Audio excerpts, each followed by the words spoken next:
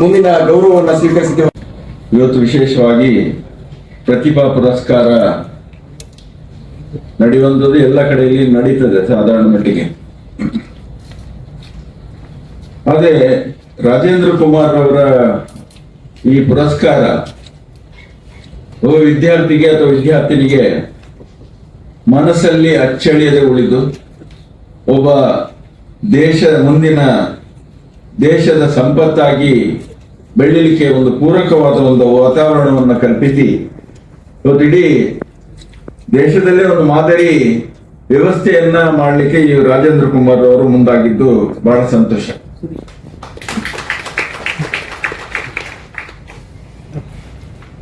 ಇವತ್ತು 2 ಜಿಲ್ಲೆಗಳಲ್ಲಿ ಇಷ್ಟೊಂದು ಮಟ್ಟದಲ್ಲಿ ಎಲ್ಲಾ ವಿದ್ಯಾರ್ಥಿಗಳಿಗೂ ಪ್ರತಿಭಾವಂತೆ, ಯಾಕಂದ್ರೆ ಪ್ರತಿಭೆ ಇವತ್ತು ಎಲ್ಲರನ್ನ ನಮ್ಮ ಇಡೀ ಉಳಿದ ಮಕ್ಕಳನ್ನ ಇವತ್ತು ಪ್ರೋತ್ಸಾಹಿಸ್ತದೆ.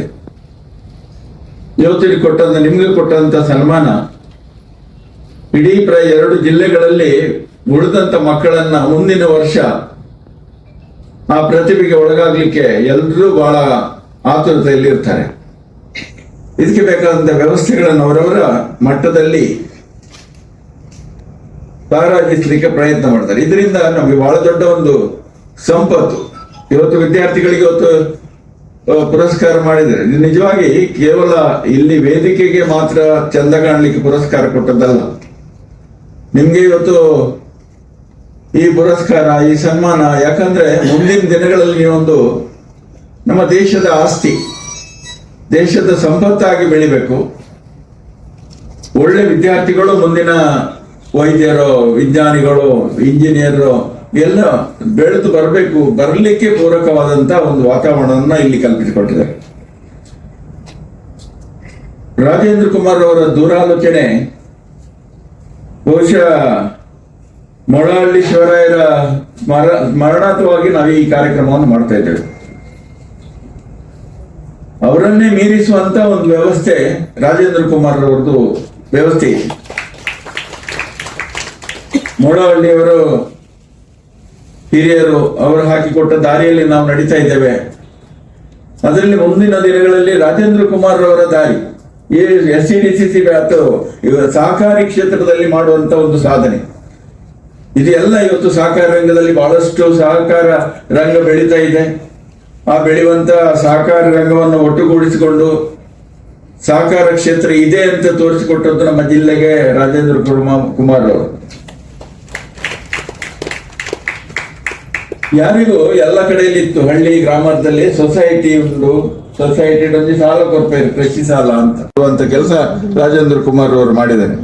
ಇದು ನಿಜವಾಗಿ ಅದಲ್ಲದೆ ಕೇವಲ ಗಾಲಿ ಇಲ್ಲಿ ಮಾತ್ರ ಅಲ್ಲ, ಅವರು ನವೋದಯ ಗುಂಪು ಅಂತ ಹೇಳಿದ್ರೆ ಇವತ್ತು ಬಹುಶಃ ರಾಜ್ಯದಲ್ಲಿ ಪ್ರಥಮ ಇರಬೇಕು ನನ್ನ ಪ್ರಕಾರದಲ್ಲಿ. ಯಾಕಂದ್ರೆ 3 ಲಕ್ಷ ಗುಂಪುಗಳನ್ನ ನಿರ್ವಹಣೆ ಮಾಡುವಂತದ್ದು ಬಹಳ ದೊಡ್ಡ ಕೆಲಸ. 3 ಲಕ್ಷ ಗುಂಪು ಅಂದ್ರೆ 15 ಲಕ್ಷಕ್ಕೂ ಮೇಲ್ಪಟ್ಟು ಜನರಿಗೆ ಅದರಿಂದ ಪ್ರಯೋಜನ ಆಗ್ಬಹುದು, ಉದ್ಯೋಗ ಸಿಗಬಹುದು, ಅದರಲ್ಲಿ ಬೇರೆ ಬೇರೆ ಪ್ರಯೋಜನಗಳಿಂದ ಮುಂದೆ ಬರ್ಬೋದು. ಇಂತಹ ಕೆಲಸವನ್ನು ಮಾಡುವಂತವ್ರು ಯಾರಿದ್ದಾರೆ, ಯಾರು ಇಷ್ಟು ನಾನು ಕರ್ನಾಟಕದಲ್ಲಿ ಕೇಳಿಲ್ಲಪ್ಪ ಇಂಥ ಒಂದು ಈ ಮಟ್ಟದಲ್ಲಿ ಇಷ್ಟೊಂದು ರೀತಿಯಲ್ಲಿ ಇದೇ ಒಂದು ಅದ್ಭುತ ರೀತಿಯಲ್ಲಿ ಮಾಡುವಂಥದ್ದು. ಇದು ಜನರಿಗೆ ನಿಜವಾಗಿ ಗೊತ್ತಿಲ್ಲದೆ ಇರ್ಬೋದ, ಗೊತ್ತಿಲ್ಲ, ಆದ್ರೆ ನಿಜವಾಗಿ ಇಂಥ ಒಂದು ಜಗತ್ ಪ್ರಸಿದ್ಧ ಅಂತ ಹೇಳಿದ್ರೆ ತಪ್ಪಲ್ಲ, ಜಗತ್ ಪ್ರಸಿದ್ಧವಾದಂತ ಕೆಲಸವನ್ನ ರಾಜೇಂದ್ರ ಕುಮಾರ್ ಮಾಡುವಂಥದ್ದು. ಪ್ರಾರಂಭ ಮಾಡಿ ಇವತ್ತಿನ ತನಕ 19 ವರ್ಷದ ತನಕ ಈ ಕಾರ್ಯಕ್ರಮವನ್ನು ನಡೆಸ್ಕೊಂಡು ಬಂದಿದ್ದೀವಿ. ಯಾಕೆ ಮಾಡ್ತೇವೆ ಹೇಳಿದರೆ, ಒಬ್ಬ ವಿದ್ಯಾರ್ಥಿ ಪುರಸ್ಕಾರವನ್ನು ಪಡೆದಾಗ, ಅವನಿಗೆ ಗೌರವಿಸಿದಾಗ, ಅವನಿಗೆ ಇನ್ನಷ್ಟು ತಾನು ಬೆಳಿಬೇಕು, ತಾನು ಇನ್ನಷ್ಟು ಸೇವೆಯನ್ನು ಮಾಡಬೇಕು, ವಿದ್ಯಾಭ್ಯಾಸವನ್ನು ಮಾಡಬೇಕು ಅನ್ನುವಂಥ ಭಾವನೆ ಅವರಲ್ಲಿ ಮೂಡಿ ಬರ್ತದೆ. ಹಾಗಾಗಿ ಇಂಥ ಕಾರ್ಯಕ್ರಮವನ್ನು ನಮ್ಮಿಂದ ಆದಷ್ಟು ನಮ್ಮ ಮಟ್ಟದಲ್ಲಿ ನಾವು ಮಾಡ್ತಾ ಇದ್ದೇವೆ.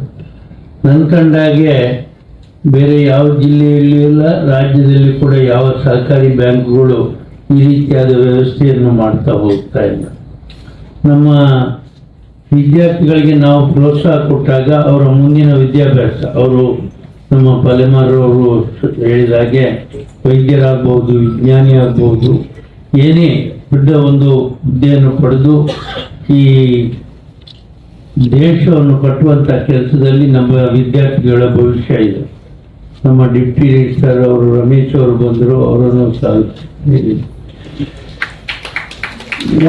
ನಾವು ನವೋದಯದ ಬಗ್ಗೆ ಹೇಳುವುದಾದರೆ, ನಮ್ಮಲ್ಲಿ ನವೋದಯದಲ್ಲಿ ಇರುವವರು 90% ಮಹಿಳೆಯರು ಅಂತ ಹೇಳಲಿಕ್ಕೆ ನನಗೆ ಹೆಮ್ಮೆ ಆಗ್ತಾ ಇದೆ.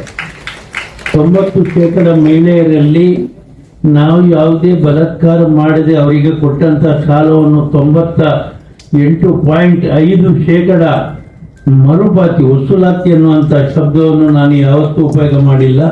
ಮರುಪಾವತಿ ಮಾಡಿಕೊಂಡು ಬಂದು ತಮ್ಮ ಜೀವನಕ್ಕೆ ಒಂದು ರೂಪನ್ನು ಕೊಡ್ತಾ ಇದ್ದಾರೆ. ತಮ್ಮ ಮಕ್ಕಳಿಗೆ ವಿದ್ಯಾಭ್ಯಾಸವನ್ನು ಕೊಡಬೇಕು. ಅವರು ಕೂಡ ಅವರ ಮಕ್ಕಳು, ಗ್ರಾಮಾಂತರ ಪ್ರದೇಶದಲ್ಲಿರುವಂಥ ಮಹಿಳೆಯರ ಮಕ್ಕಳು ಕೂಡ ಬೆಳಿಬೇಕು, ಅವರು ದೊಡ್ಡ ಹುದ್ದೆಯನ್ನು ಸ್ವೀಕರಿಸಬೇಕು ಅನ್ನುವಂಥ ದೃಷ್ಟಿಕೋನದಿಂದ ನಾವೆಲ್ಲ ಈ ಕೆಲಸವನ್ನು ಒಟ್ಟಾಗಿ ಮಾಡ್ತಾ ಇದ್ದೇವೆ. ನಾನು ಒಬ್ಬನೇ ಮಾಡಲಿಕ್ಕೆ ಆಗೋದಿಲ್ಲ, ಎಲ್ಲರೂ ಸೇರಿಕೊಂಡು ಮಾಡ್ತಾ ಇದ್ದೇವೆ.